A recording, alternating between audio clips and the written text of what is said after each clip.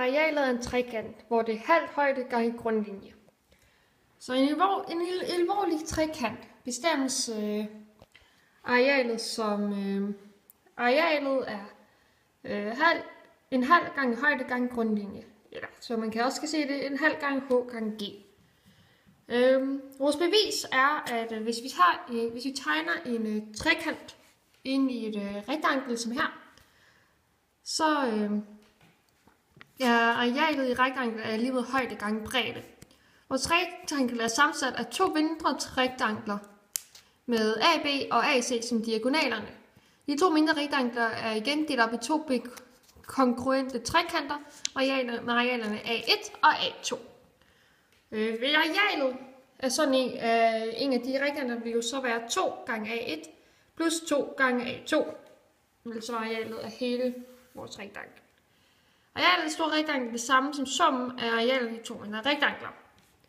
Så vi har H gange længden af AC, det giver 2 gange A1 plus 2 gange A2, hvilket er det samme som 2 gange med parentes A1 plus A2 parentes slut.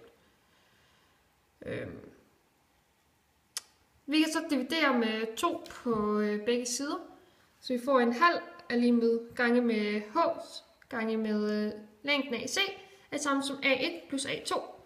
En halv gange H gange G er så lige med arealet.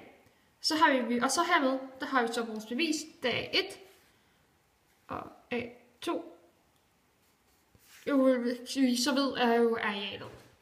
Der er så også beviset for den stumvinklede trekant, som der kan ses her. Hvor at her der er arealet for den, det vil være H gange med B plus x. Vi kan se den trekant, der er tegnet her, hvor den der længde er B plus x. Arealet af trekanten er arealet af rektanglet fratrukket arealerne af de to spidsvinklede trekanter, altså de der to der. Så det vil sige arealet af H ganget med B plus x minus en halv gange med H gange med x minus en halv gange H gange parentes med B plus x. Når vi så får korter den sætning, så får vi en halv gange H gange B, hvor vi jo så ved, at B jo så er grundlinjen af vores trekant. Og derved har vi også beviset for den stumvinklede trekant.